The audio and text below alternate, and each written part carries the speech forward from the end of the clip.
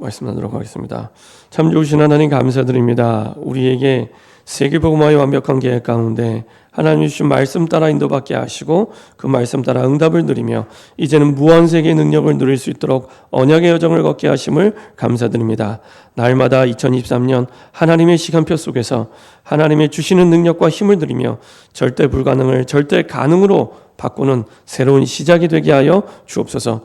위기의 시대에 하나님 주신 능력으로 말미암아 새로운 능력의 응답과 축복의 시작이 될 수 있도록 오늘도 성삼위 하나님의 영으로 충만케 하여 주옵소서. 감사드리며 주 예수 그리스도의 이름으로 기도합니다. 아멘. 우리 좌우에 계신 분과 인사하겠습니다. 예수가 그리스도 되십니다. 우리 한 번 더 인사드리겠습니다. 그리스도로 충만하면 됩니다. 우리 한 번 더 인사드리겠습니다. 믿음으로 이기게 됩니다. 예, 우리 다른 걸로 이기게 되는 게 아니라 믿음으로 이기게 됩니다. 믿음이 이기게 합니다. 우리는 돈이 이기게 하고 그리고 우리의 힘이 이기게 하고 지식이 이기게 하고 능력이 이기게 한다고 생각하는데 아닙니다. 성경은 언제나 변함없이 믿음이 이기게 합니다. 저는 지난주에 찬송가 357장을 부르면서 너무 은혜가 되는 거예요. 그렇지, 믿음이 이기는 거지. 믿음이. 오늘 이제 저녁 때 그 정은주 목사님이 재직 수련회 인도하실 텐데 그 몇 번 정은주 목사님 재직 특강도 듣고 이렇게 그 메시지도 듣고 그랬는데 항상 들을 때마다 느끼는 건 저분은 그 믿음이 이기게 하는 걸 보여주는 분이구나. 믿음이 이기게 하는 걸 보여주는 분이구나. 그런 생각이 들더라고요. 한 번은 제가 전에 섬기던 교회에서 성전 건축을 하게 됐습니다. 이렇게 아주 큰 성전 건축은 아니었습니다. 한 60억, 70억 공사였습니다. 한 60억, 70억 공사였고요. 땅이 한 30억이 조금 넘는 거였고 건축비가 한 30억에서 40억이 드는 공사였습니다. 지금은 이미 평수는 얼마 안 되지만 그 땅이 워낙 비싼 땅이었기 때문에 지금은 이제 100억대가 넘는 건물이 됐는데, 근데 이제 성전 건축을 준비하면서 이제 오후 예배, 이제 성전 건축 헌신 예배로 정은진 목사님을 모시고 특강하게 했는데 그때가 때마침 그 정은진 목사님 교회 지금 본당이 아니고 그 옆에 교육관, 본당도 아니고요, 교육관 그거 짓는 그 기간이었습니다. 근데 강단에 오르셔서 첫 번째 하신 질문이 이 얼마짜리 공사고 이렇게 얘기하시더라고요. 얼마짜리 공사냐고. 그래서 이제 한 60억에서 한 70억. 아니 우리 교육관보다 작은데? 이러면서 여러 가지 이렇게 말씀하시는데 이전까지는 야 이거 60억, 70억 어마어마하게 크다 이런 생각이 들었다가 그 말씀을 듣는데 이게 세계복음화를 두고는 사실은 우리가 크다 이렇게 느끼는 게 아니라 이게 정말 필요한 거고 이거는 우리의 힘으로 하는 게 아니라 믿음으로 하는 거구나. 우리 능력으로 하려고 생각하니 크게 보이는 겁니다. 근데 믿음으로 생각하면 큰 게 아니잖아요. 237개 나라를 세계복음화하자고 30년 동안 계속 부르짖고 외치고 있는데 저만 외치고 있는 거. 237개 나라를 살리자고 외치고 있는데 그거 생각하면은 큰 게 아니잖아요. 예, 생각하는 틀과 믿음이 달라지더라고요. 그래서 그렇지. 믿음이 이기는 거지. 하나님 한 번도 우리에게 형편 따라 역사하신 적이 없습니다. 우리의 사정 따라, 우리의 입장 따라 역사하신 적이 없습니다. 항상 믿음대로 역사하셨습니다. 그렇죠? 그럼 우리의 결정도 어떻게 결정하십니까? 믿음대로 결정하시면 가장 맞게 되어 있습니다. 그렇죠? 믿음대로. 하나님이 믿음대로 역사하시니까. 그렇죠? 우리의 모든 직업이 됐든 사업이 됐든 산업이 됐든 학업이 됐든 아무 상관없습니다. 모든 것들은 믿음대로 하나님이 역사하시고 인도하시기 때문에 우리에게 주시는 믿음대로 결정하고 움직일 때 그게 믿음이거든요. 언약궤를 맨 제사장이 요단 강물에 들어가기 전까지는 아무 변화가 없었습니다.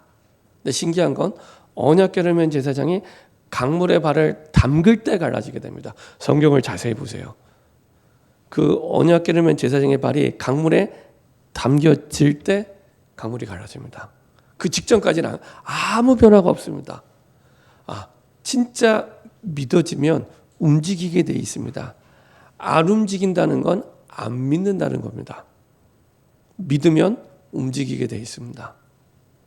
그래서 그 믿음의 움직임이 시작될 때 믿음대로 하나님의 역사심을 보게 됩니다. 확인하게 됩니다. 그래서 우리가 한 해를 시작하면서 송경신 예배드리고 원단 기도드리면서 말씀을 받는 겁니다. 왜요? 믿음은 어디에서 시작이 됩니까? 믿음은 들음에서. 들음은 그냥 말씀이 아니라 그리스도의 말씀, 복음의 말씀을 믿는 그 믿음. 그래서 저는 갑자기 이번 주간에 그 새벽 예배를 드리면서 이 찬송가 357장을 이 작사 작곡한 사람이 누굴까 굉장히 궁금해지더라고요. 야, 어떻게 이런 중요한 진리를 깨달았을까? 주 예수의 이름을 믿음이 온 세상을 이긴대요. 주 예수의 이름을 믿음이 온 세상을 이긴대요. 그렇지.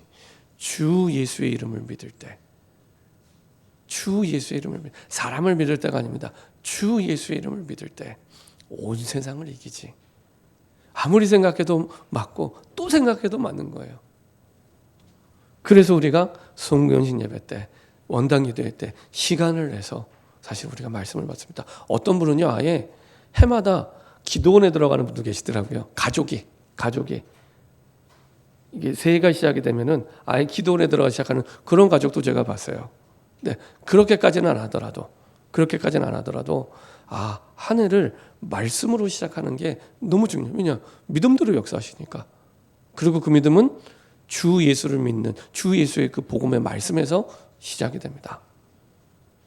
그래서 올해 주신 말씀이 다 주의 말씀을 듣더라.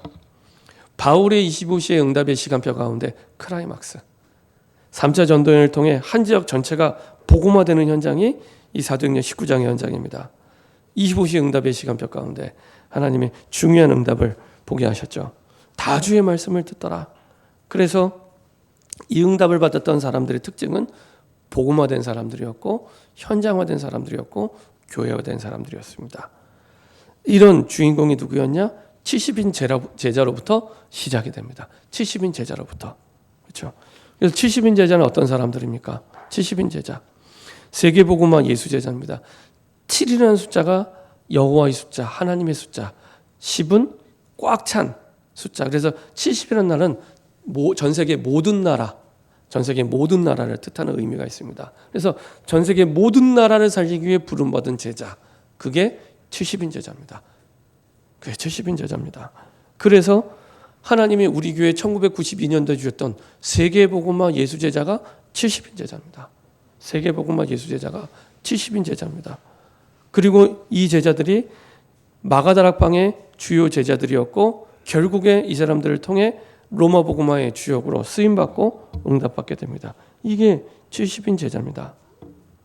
이 사람들은요, 하나님이 완전히 책임지는 사람, 주님이 부르셨기 때문에 완전히 책임지는 사람이고요. 그리고 이 사람들의 능력, 70인 제자의 능력, 세계복음화하는 이 예수제의 능력은 어디냐? 예수님이 미리 주시는 언약에 있었습니다. 내 열심이나 노력이 아니라 예수님이 주시는 언약이 이 70인 제자의 능력이었습니다. 그래서 이들의 첫 번째 기도 제목은 추수할 일꾼을 보내주소서. 내 문제 해결해 주소서가 아니고요. 내 형편 해결해 주소서가 아니라 추수할 일꾼을 보내주소서. 세계복음화해야 되니까 혼자 할 수 없잖아요. 내가 사는 지역 복음화해야 되는데 혼자 할 수 없잖아요. 추수할 일꾼을 보내주소서. 그러니까 저와 여러분들의 첫 번째 기도 제목이 이게 되면 됩니다. 이거는 예수님이 제자들에게도 하신 말씀이죠. 마태복음 9장에. 제자들을 현장에 보내기 전에 미리 현장을 보고 너무 가슴 아픈 그 마음을 가지고 보시면서 추수할 일꾼을 청하라고. 70인 제자에게도 똑같은 기도 제목을 주셨죠. 추수할 일꾼을 보내주셔서 하나님은 얼마나 완벽하게 하나님 주신 말씀 따라 능력을 주시냐? 노바데의 응답을 주십니다. 아무도 도울 사람이 없어도 돼요.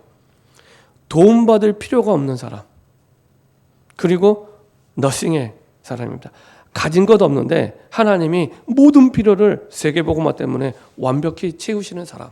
그렇죠? 이게 사실은 70인 제자입니다. 70인 제자입니다.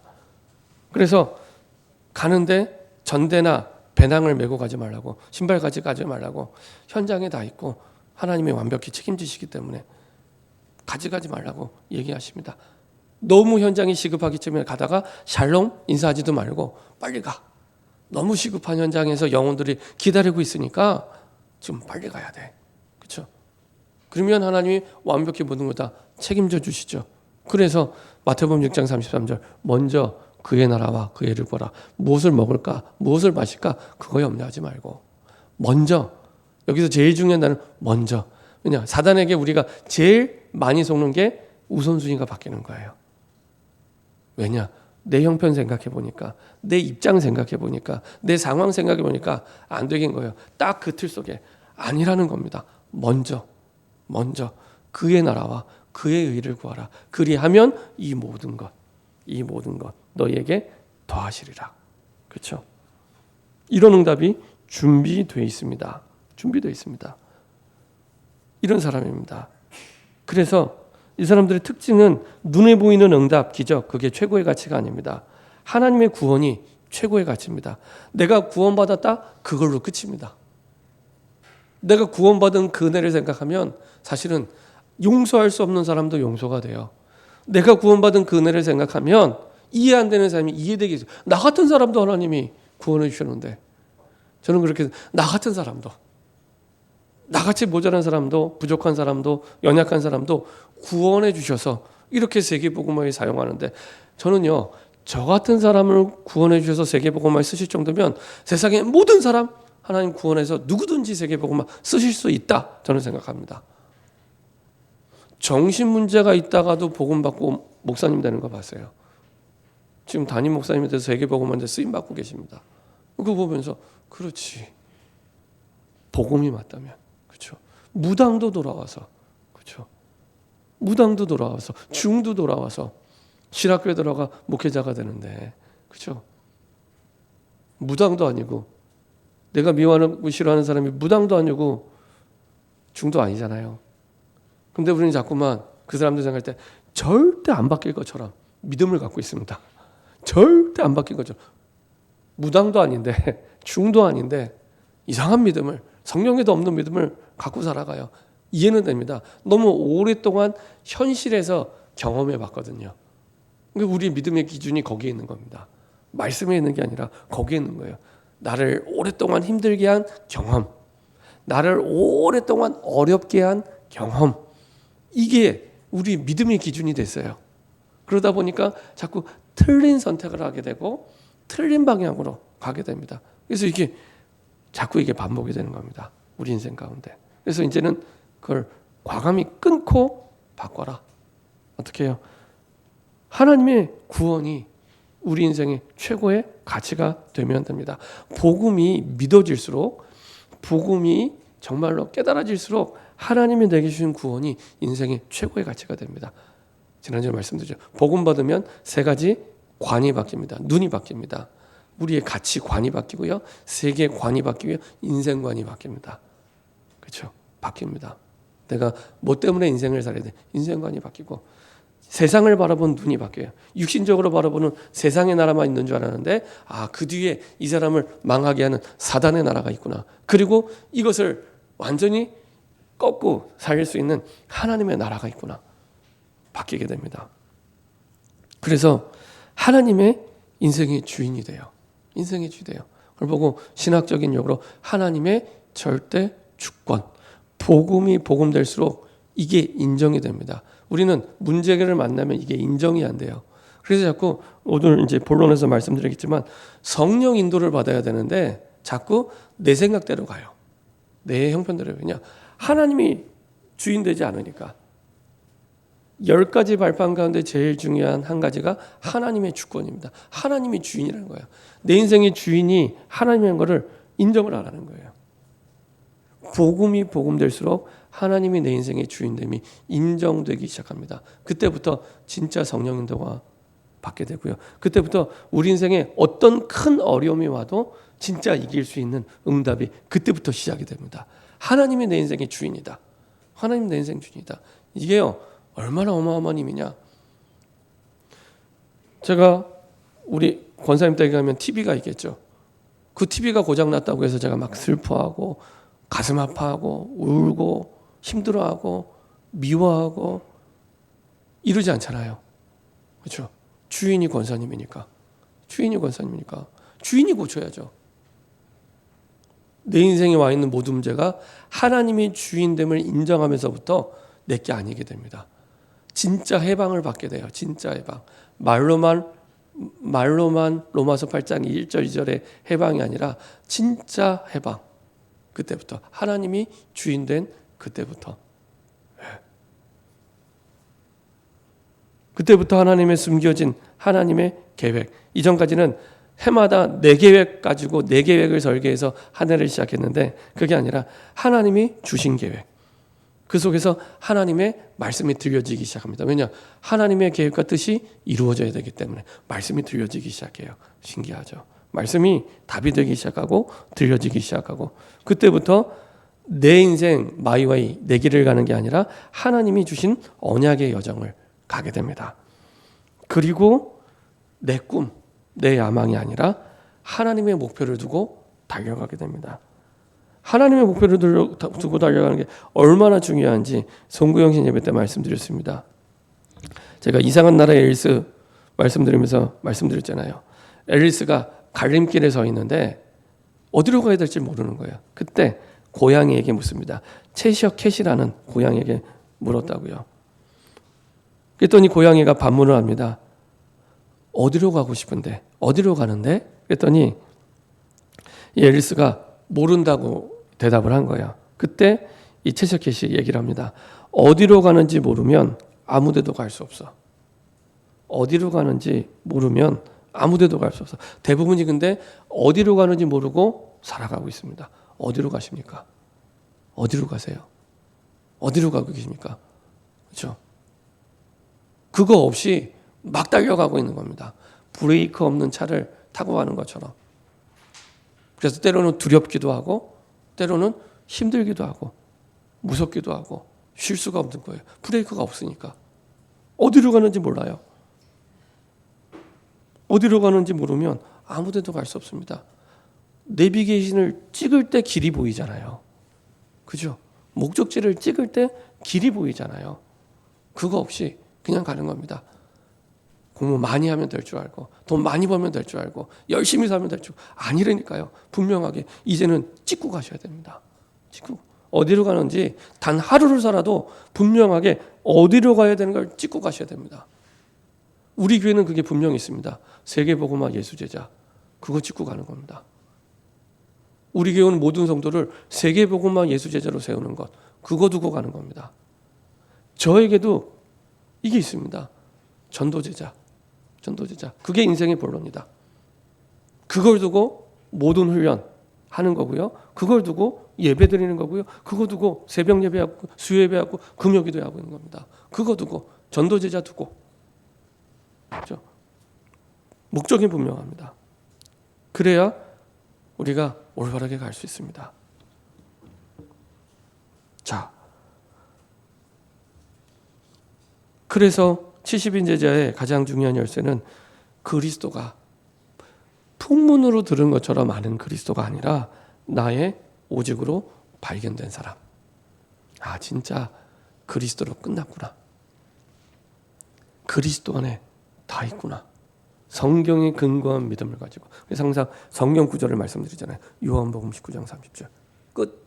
십자가에서 끝내셨구나. 내가 끝내면 불완전한데 그리스도께서 완전히 영원히 단번에 끝내셨구나. 그게 오직의 믿음입니다.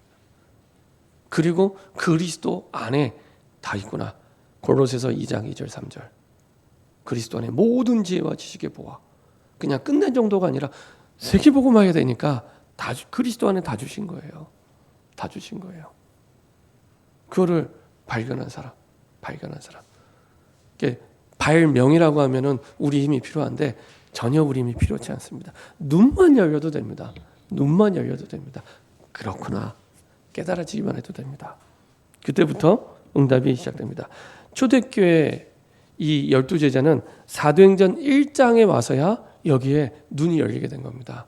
그 전까지 그렇게 예수님을 따라다녀도 믿지 않았는데 그리스도를 사도행전 1장에 되어서야 이제서야 눈이 열리고 믿기 시작합니다. 예수님의 12제자의 인생의 전환점이죠.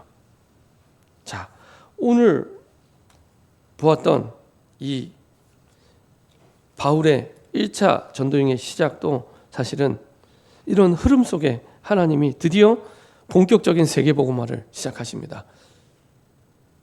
그래서 세계복음화를 두고 초대교회를 세웠지만 사실은 이 사도행전 1장 8절을 제대로 붙잡지 못하고 이해하지 못하니까 드디어 사도행전 11장에 세계복음을 위한 이방 선교를 위한 안디옥 교회를 세웁니다.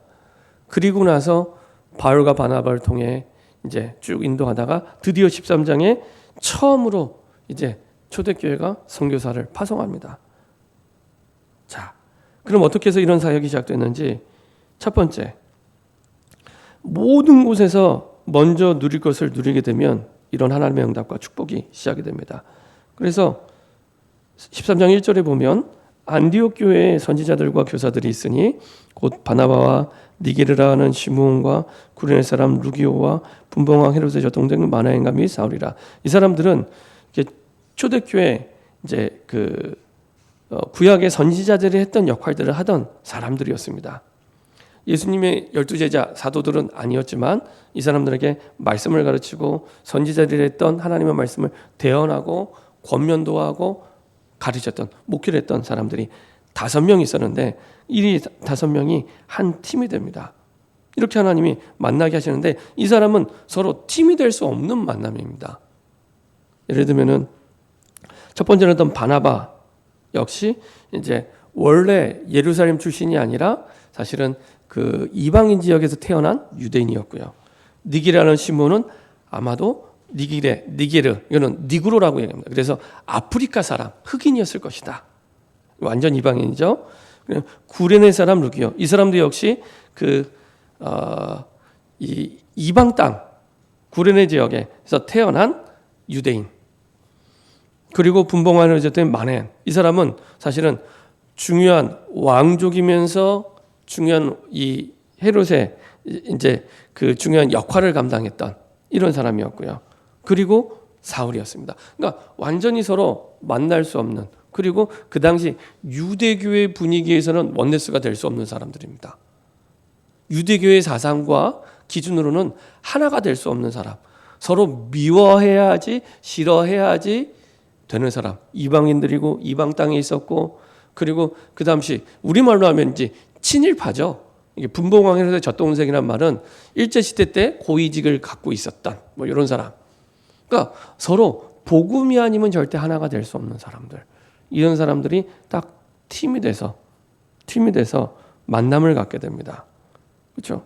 서로의 분명한 복음의 답을 갖고 있지 않으면 하나 될 수 없는. 그래서 복음에 대한 분명한 답을 갖고 있을 때 나를 넘어서서 사실은 이런 만남의 축복을 하나님이 보게 하시고 체험하게 하십니다. 이렇게 성령님도 받게 하시죠.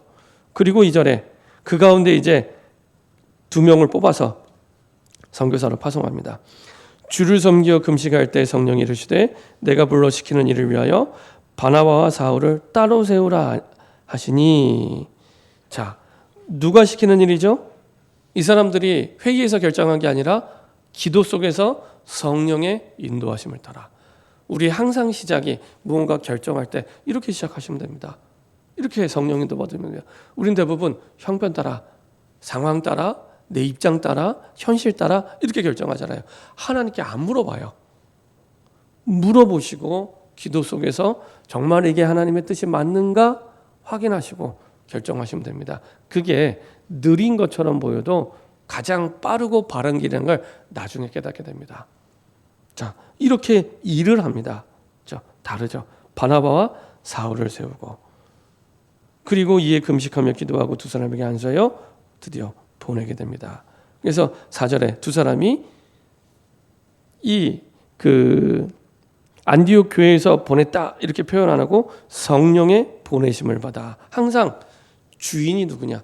성령님이 주인이 돼서 하나님이 주인이 돼서 모든 걸 인도하십니다. 그래서 서로를 말씀드렸던 대로 하나님이 내 인생의 주인됨을 인정할 때 성령의 인도를 받게 됩니다. 그렇지 않으면 자꾸 상황이 주인이 되고 환경이 주인이 되고 돈 많이 버는 게 주인이 되고 공부 잘하는 게 주인이 되고 이상한 게 주인이 돼요. 그럼 자꾸 이상한 선택을 하게 됩니다. 예수 안 믿어도 되는 겁니다. 그렇죠? 예수 믿는 거 전혀 관계없는 선택을 내가 자꾸 하게 되는 겁니다. 성령의 보내심을 받아 이렇게 표현합니다. 실기아에 내려가 거기서 배 타고 그래서 장소도 성령님이 인도하시죠. 쭉 인도하십니다. 자, 요한복음 14장 26절부터 27절 한번 보도록 하겠습니다. 구체적으로 성령의 인도 막연한 게 아닙니다. 예수님이 하신 말씀에 잘 나타나 있습니다. 요한복음 14장 26절 27절 이건 예수님의 주신 말씀. 어떻게 성령 인도 받은지 너무 정확하게 나와 있습니다. 그리고 성령 인도 받으면 어떻게 마음에 확증이 오는지. 자, 요한복음 14장 26절 27절입니다.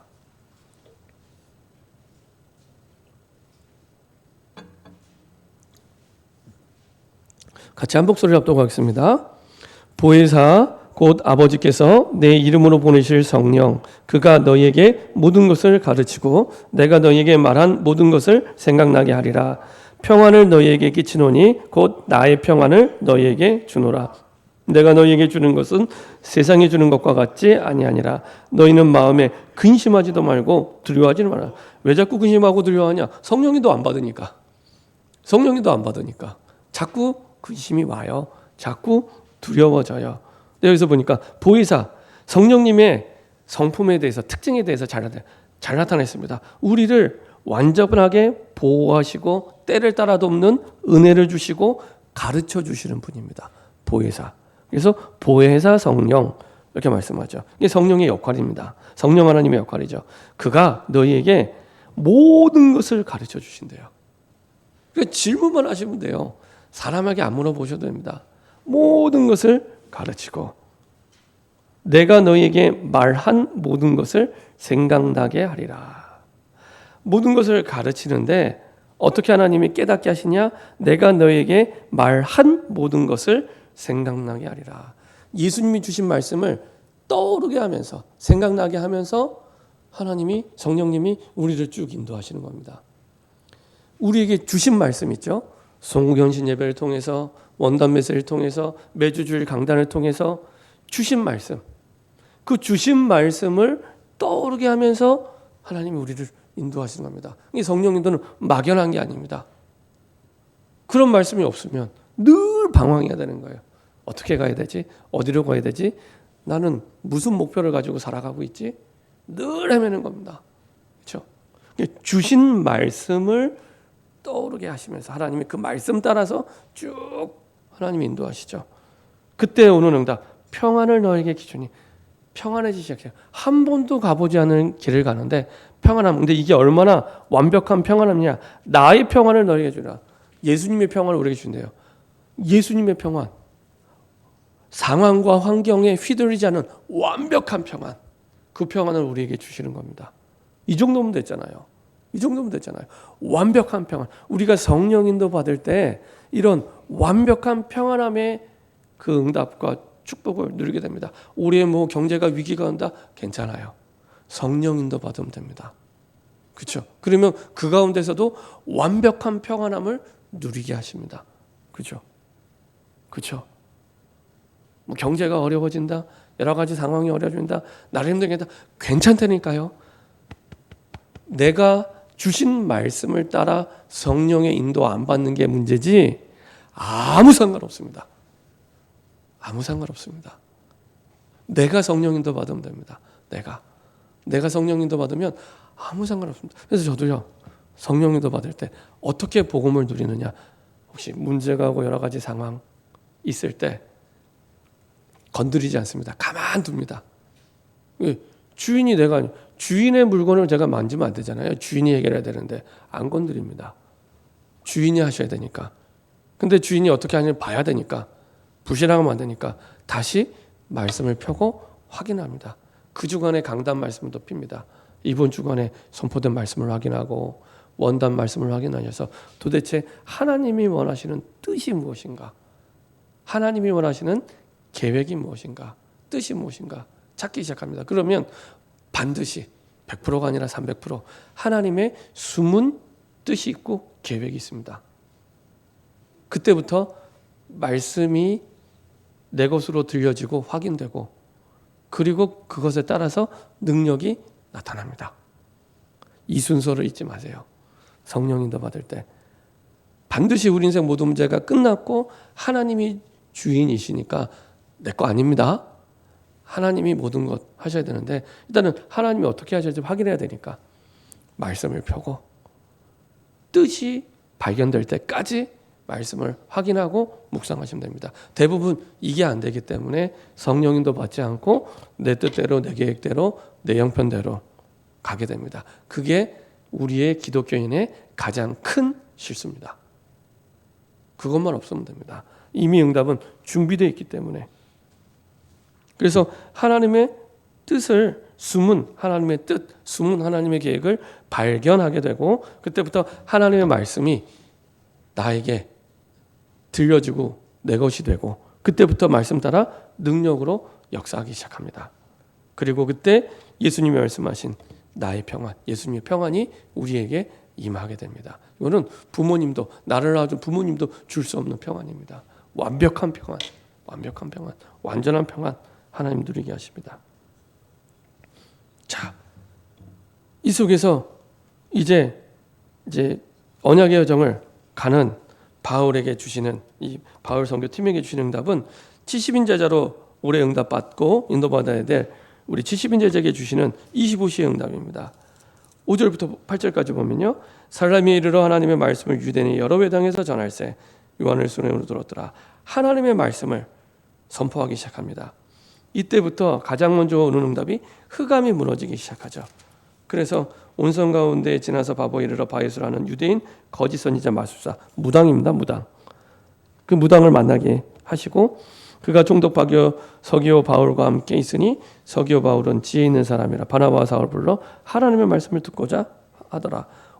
올 한 해 저놈들 현장 속에 이런 사람이 준비되어 있고 그 속에서 하나님은 흑암 문화 가운데 하나님의 능력과 역사를 시작하시죠. 그래서 9절에 보면은 바울이라고 하는 사울이 성령이 충만하여 그를 주목하고 자 이때부터 이 바울의 이름이 사울에서 바울로 바뀝니다. 이게 이제 굉장히 의미가 있는 게 사울은 그 히브리식 이름입니다. 히브리식 이름. 바울은 헬라식 이름입니다. 다시 말하면은 이 앞으로 진행될 모든 바울의 사역이 이방인 복음화 처음 바울을 사도행전 9장에서 불렀을 때 이방인 복음화를 위해 계속 쓰임 받을 것을 얘기하고 있습니다. 그래서 앞으로는 계속 사도행전 마칠 때까지는 사울이라고 안 하고 바울이라고 하고 쭉 진행이 됩니다. 자, 이렇게 이방인 복음화 현장 속에 그 부르심 따라 바울이 응답을 누리게 되죠. 그리고 얘기합니다. 이르되 모든 거짓과 악행에 가득한 자요 마귀의 자식이요 모든 의의 원수요 주의 바른 길 굳게 하기를 그치지 않느냐. 완전히 흑암이 무너지게 됩니다. 그렇죠? 완전히 성령이 바울에 가는 곳마다 말씀 운동하는 그 현장마다 역사하기 시작합니다. 그리고 그곳에 하나님의 나라가 임하게 되죠. 보라 이제 주의 손이 내 위에 있으니 내가 맹인이 되어 얼마 동안 해를 보지 못하리라 하니 즉시 안개와 어둠이 그를 덮어 인도할 사람을 구하는 자. 이 총독이 그렇게 된 것을 보고 믿으며 주의 가르침을 놀랍게 여기니라. 그냥 기적만 보고 믿은 게 아니고요. 그 기적을 통해 야 하나님의 말씀이 맞구나 이렇게 깨달아집니다. 이게 올바른 믿음입니다. 그래서 우리가 보통 간증을 할 때 이렇게 내가 예수를 믿음이 병이 나았어요. 이렇게 일이 안 되다가 일이 풀렸어요. 뭐 경제 어려움을 겪다가 경제 회복됐어요. 이거는 아주 그 간증으로 얘기하면 아주 초신자의 간증, 아주 이게 그 뭐라 그럴까요? 이게 삼류 간증. 근데 진짜 하나님이 원하는 간증은 이걸 통해서 하나님이 내게 주시고자 하는 말씀이 이거였구나 깨닫게 됐습니다. 이게 가장 올바른 간증입니다. 그래야 변하지 않습니다. 그래야 바뀌지 않습니다. 그 응답이 이제 앞으로 매번 일어나는 게 아니잖아요. 평생 내가 병에 걸렸다 나왔다 이렇게 되지 않잖아요. 그렇죠? 그렇다면 그게 내 인생의 응답의 기준이 되면 안 됩니다. 그럼 언제든지 내 신앙은 또 불신앙하게 됩니다. 그 능력이 안 나타나면, 기적이 나타나면, 그걸 통해서 하나님의 변함없는 말씀이 맞구나, 이렇게 깨닫게 된 겁니다. 이렇게 될 때 우리의 믿음이 변하지 않고 올바르게 복음을 믿는 믿음으로 가게 됩니다. 이게 세 번째 25 응답의 이정표가 되는 겁니다. 우리를 넘어선 분명히 증거를 주실 텐데, 응답을 주실 텐데, 그 이정표 기준은 하나님의 말씀에 있습니다. 그때 깨닫게 되죠. 내 인생의 과거가 사단에게 속아서 창세기 3장의 나 중심으로, 창세기 6장의 물질 중심으로, 창세기 11장의 내 인생 성공 중심으로 살다가 13장, 16장, 19장 이 무속과 우상과 어둠의 문화 속에 끌려가다가 드디어 불신자 6가지 상태로 일평생 사단의 종노릇하며 살아왔는데, 그 속에서 영적 문제가 왔는데, 이 모든 것들이 하나님의 말씀이 살아계심을 나타내는 증거로 주신 거구나. 문제가 아니라, 위기가 아니라, 영적 문제 정도가 아니라 진짜 하나님이 원하시는 복음의 참된 증인으로서의 여정을 걷게 하셨구나. 이렇게 하나님 바꾸게 하십니다. 그렇죠? 그래서 우리에게 지금 문제가 와도 괜찮다는 겁니다. 두렵거나 놀라지 말고 그것이 우리에게 주신 말씀을 확증하는 증거가 되게 하십니다. 그래서 여러분들이 해야 될 부분은요, 성령 인도 받으시면 됩니다. 어떻게 해요?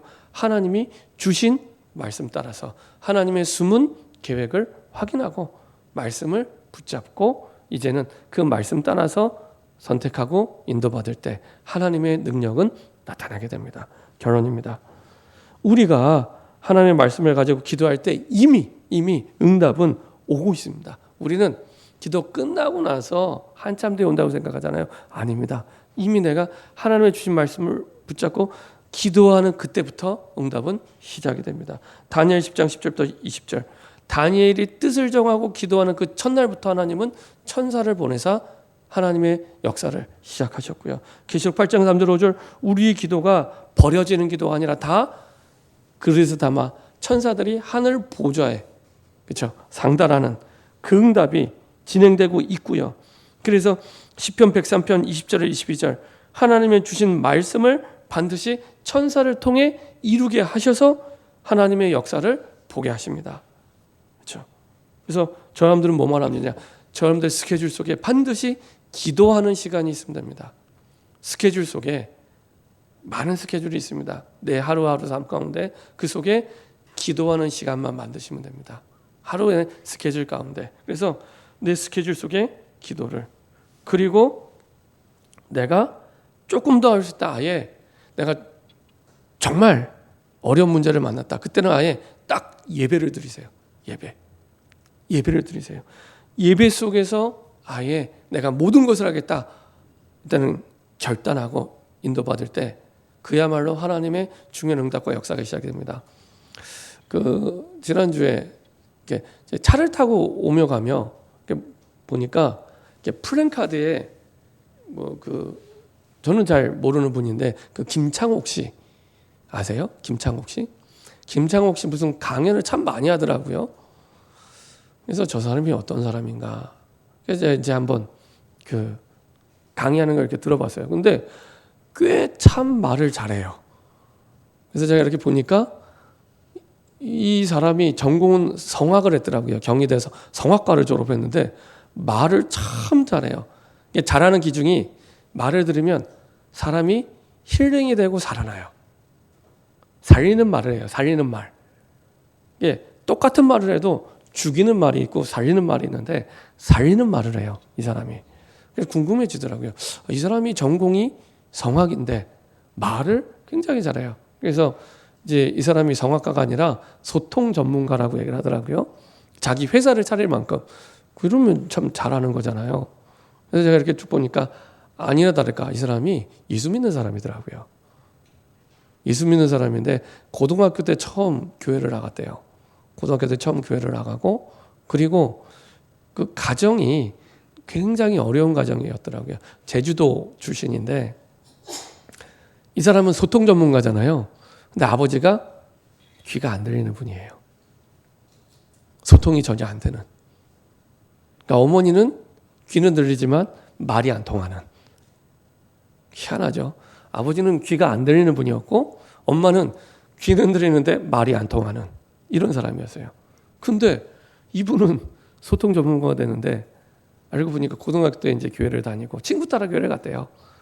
근데 그 속에서 이제 이분이 이제 믿음을 가지고 쭉 가게 되는데 이제 딱 기억에 남는 게 그거더라고요. 한 번은 그 교회가 그 고등학생일 때 다니는 교회가 성전 건축을 하게 되는데 그 여러 가지 문제로 말미암아 성전 건축을 못 하게 됐대요. 교회가.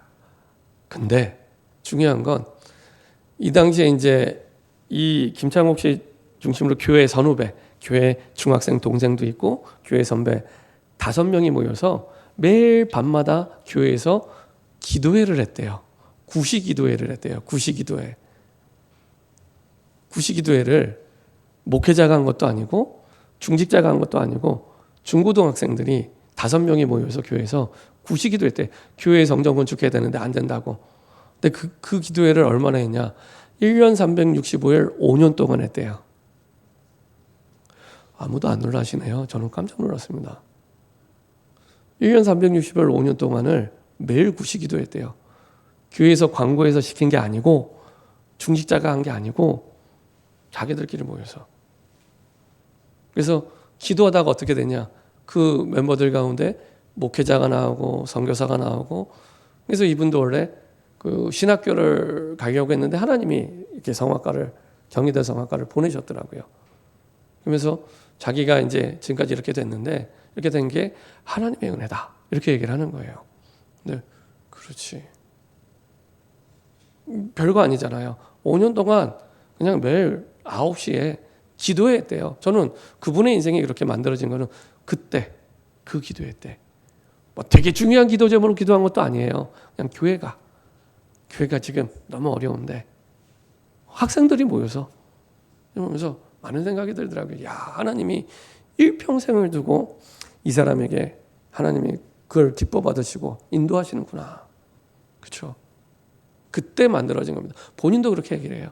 그때 자기의 길이 결정이 되고 만들어졌다라고 얘기를 해요.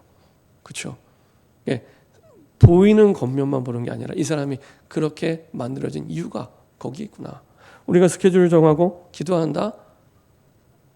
여러분의 결정에 달려 있습니다. 해도 되고 안 해도 돼요. 근데요, 하나님은 기억하십니다. 기억하고 절대로 잊지 않으십니다. 그래서 여러분들이 정말로 스케줄 속에 시간을 정하시고 기도 시작하시면 됩니다. 그러면 별거 아닌 것처럼 보이는데 그 속에서 모든 게 바뀌기 시작합니다. 이렇게 응답받는 여러분들의 시작이 되기를 소원합니다. 기도하겠습니다. 주님 감사합니다. 올 한해 25의 응답을 약속해 주심을 감사드립니다. 현장의 25의 응답이 바울의 첫 전도행을 통해 흑암이 무너지며 드러났던 것처럼 우리 현장에 새롭게 이 선교여행, 이 전도여행처럼 말씀운동이 시작되게 하시고 70인 제자가 당연히 누려야 될 25의 응답이 새롭게 시작되게 하시고 하나님의 나라가 임하게 허락하여 주옵소서. 감사드리며 주 예수 그리스도의 이름으로 기도합니다. 아멘.